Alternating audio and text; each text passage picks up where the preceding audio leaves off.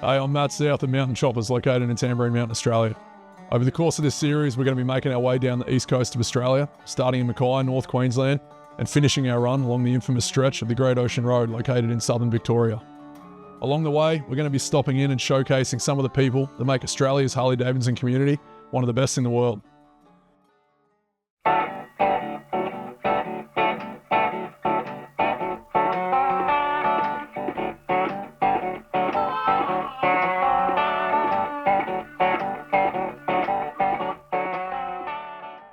Nestled in the hills of New South Wales' Central Coast lives Dan Flewitt, a family man and local legend, seamlessly balancing life at home with his passion for vintage Harley-Davidsons.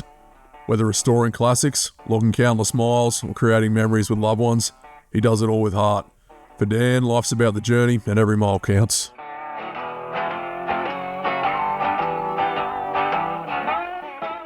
So I'm Dan, live on the Central Coast, born in the area, always loved the area. It's a beautiful spot, man.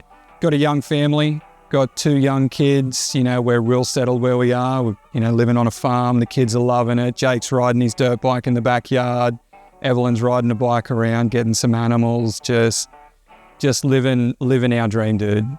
Talk us through this one. It's got some pretty notable parts. Pretty early, pretty perfect 40 frame. Yeah, man, 40, 1 year only. Couple of little giveaways, but yeah, it's 1 year only, 1940. We got some 47 knuckle tanks. Nice little bait seat, Atlas throttle. Wanted to run one of these fellas for years, dude. Yep.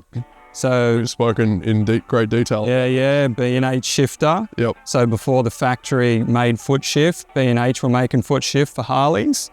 I was running a 44 flathead engine in this, like Aussie delivered, complete one-piece engine. Had it all redone and put a lot of Ks on that.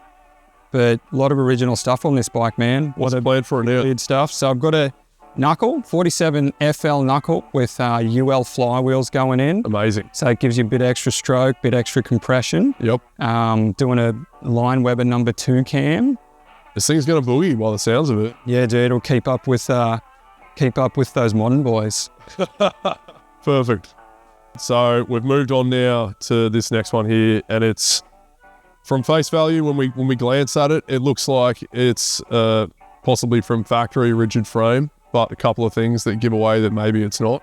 Yeah, man. So we've got a 64 pan front with an earlier pan rear mated together. It's 1.5 inches shorter, so it gives it that nice sort of stout look. Yeah, cool. So no sidecar loops. It's the one tube all the way through. So give away it's an original swing arm frame. Yep. This bike, man, I've had a knuckle in it. I've had a 44 flathead in it. Done a lot of Ks on this bike, dude. We've got a Wassel fender. Got a real original Barney's front end, like impossible to find. Mm-hmm. For this bike, I've got a cone shovel coming, hot cone shovel. Okay. So this will be the highway boogie bike, dude. It's going to fang. Very cool. Very cool. We've gone from the 40s into the 70s, and we're going back to the 40s again. Yeah, man. Yeah, so another knuckle.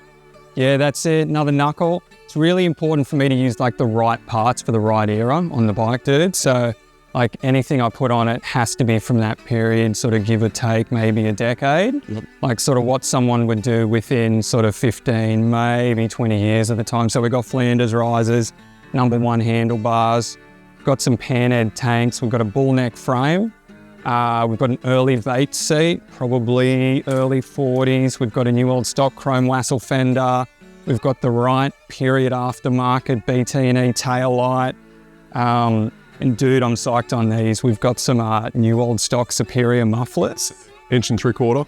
Yeah, man, they're going to be rad. They don't sit like a chopper would, like they sit a bit skewed. Yeah. And if you see the early photos from the 40s, they were always like a little... Yeah, they were always just off. A little off. It's these pipes, dude. Like they just don't sit perfect, and I like that because it's the right stuff. It's the right look. Okay, so last but not least. Yep. Not 1, not 2, but 3 47s. Yep. And this is the one that you've had the longest. About 15. This is the one that I think I met you. I think when I first met you, this is the bike you were riding. Yeah, it would have been. Yep. Has it been like this its whole life? You have a great eye for detail, so... It's been like this for at least sort of 4 decades. Amazing. At least. Okay. This is how it had been sitting for a long, long time. The motor was out of it when I got it. I bought it about 15 years ago, so full mechanical restoration. Man, when I got it, the tanks were just matte black, and I rode it like that for a few years.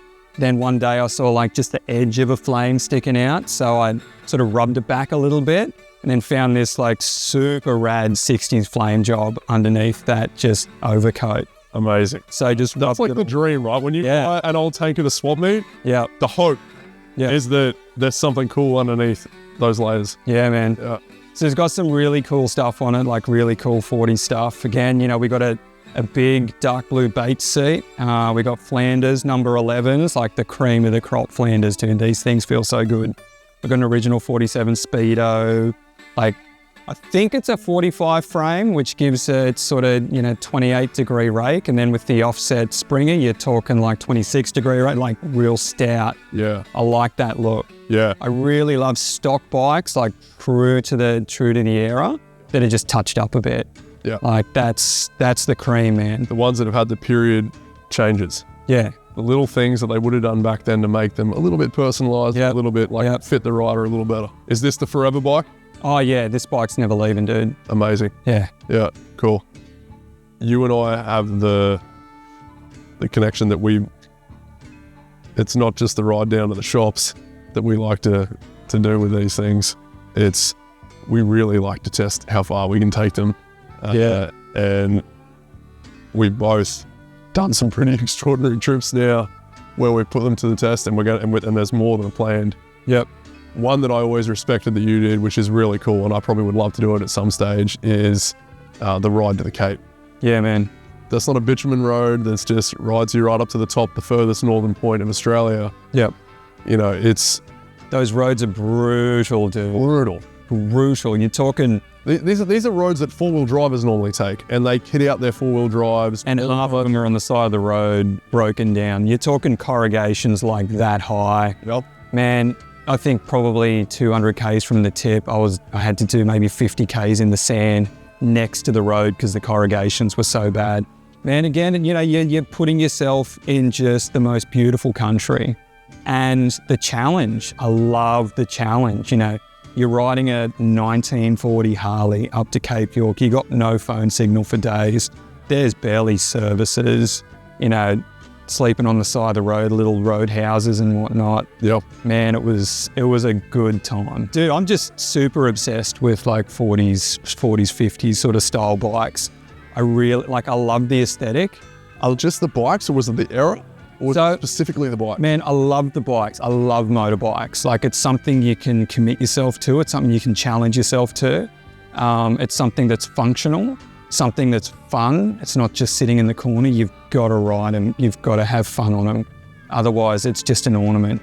I love the era, dude. I love the aesthetic of the 40s motorcycles and 50s motorcycles. I think they're purpose-built. They look tough. They're built to ride. Mainly dirt roads at the time that they were built, right? Yep. And I love the challenge behind them. Like, I love hunting parts. I'm out at all the swaps. I'm just obsessed with finding the right original parts for the right bike that just fits and works. Well, it comes full circle, right? And they've now, these things, they were built for a purpose. Yeah. And now they give purpose, right? Yeah, that's right. Yeah, for sure. Yeah. You can challenge yourself to learn how to do something. You can challenge yourself to create something that, has historic value. It's got aesthetic appeal. It's functional. And you can do thousands of Ks on them. You can challenge yourself to do it. And I think it's that of the era that resonates with me as well. Couldn't agree more, man.